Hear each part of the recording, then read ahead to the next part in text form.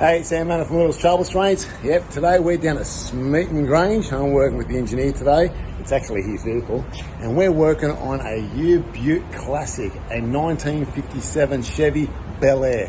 I mean, you just got to check this out. Remember, you always hear me say when you're working on classics, you're certainly not working with plastic.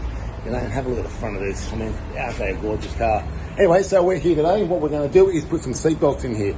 He's got seatbelts. But he decided, you know what, let's go the full hog and let's get this whole car decked out. What he's got at the moment, he's got lap belts.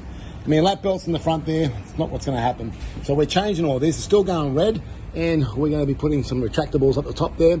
Also, we're going to put some two statics at the back, so left and right on the statics, and one lap belt. So it's going to end up with as a 6-seater in the back of this. Okay, so 6-seater, so 3 at the front, 2 and 3 at the back. So 2 retractables and 2 statics and 2 lap belts. Now, the thing is this, when you're working with classics, okay, so we've got webbings that we call concourse webbing. It's got the ripple webbing, which really looks nice, but you can only use them with static seatbelts, which means they're non-retractables.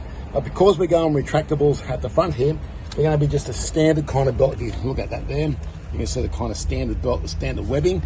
That's what we have to use, because if you have the concourse, it thickens up too much inside the grill, so that's why we have to go with the standard webbing. But still going to look great. It's going to feel a lot safer than having lap belts, so it doesn't take away from the classic look, a little bit, but I rather feel safe when I'm driving the car. But I mean, this is not for like speeding, it's for cruising, so stay tuned. I can't wait to get into this little beaut.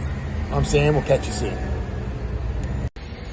Well, I'm ready to drill now, so what I've done, I've marked out the holes. I've got 2 here, 2 there on the wheel arch.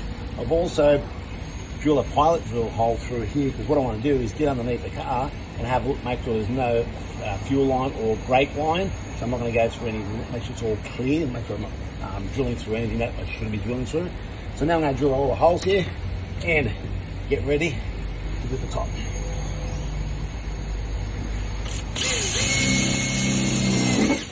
So now there's nothing in behind there, so there, large.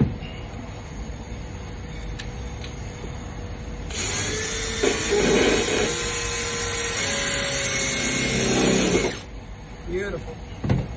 One more on this side here.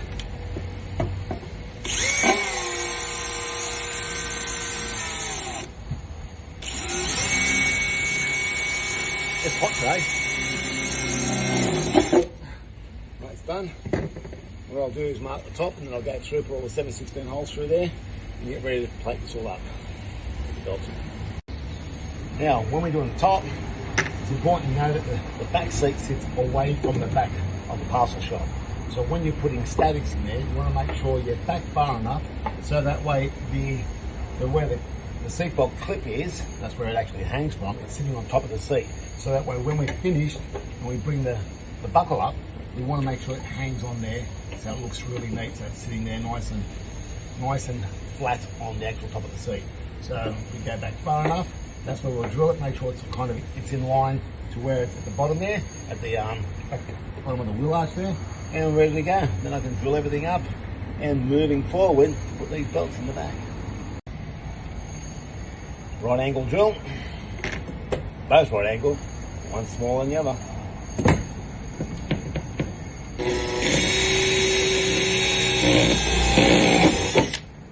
Beautiful.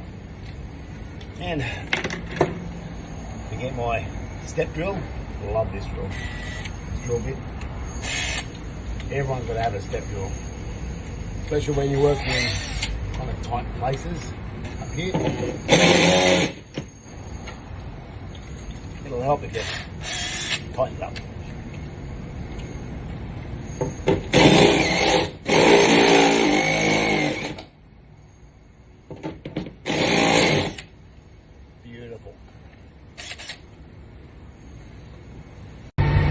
Okay, so I've got all the bottom plates in, ready to pop with them all in. So we've got the plates underneath, which I'll show you underneath. I'll take some photos of that. But yeah, so we've got all these pockets put in there. I'll drill them all out, and just a pop these all in.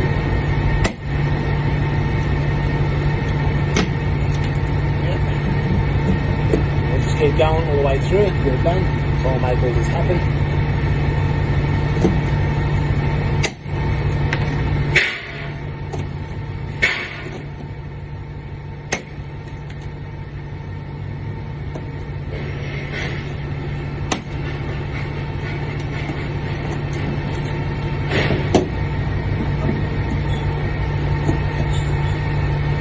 invested in a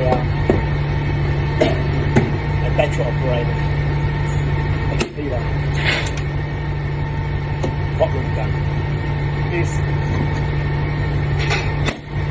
I don't know if you keep doing this.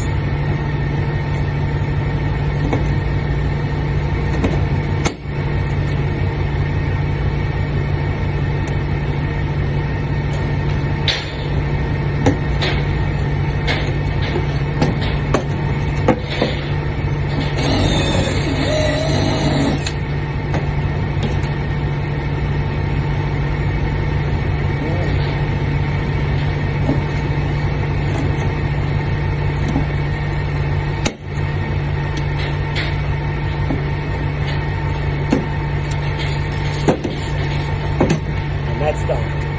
Whew. All the back bolts are done. They're all pop with at the top there. All on the wheel arch have been pop with it. All the base have been pop with it. This is ready to go. I'll put everything back so you can see. But before I do all that, I'm going to start working on the front, get all the plates up inside the pillar mounts. Down the bottom because we're putting retractors, so I'll get into that. Just so you can see, got a better look. That's up on the parcel shelf. Okay, you see it's just a nice, all ready to go. You can see the holes there. And as you can see down the bottom here, and the wheel arch, everything's just nice and neat.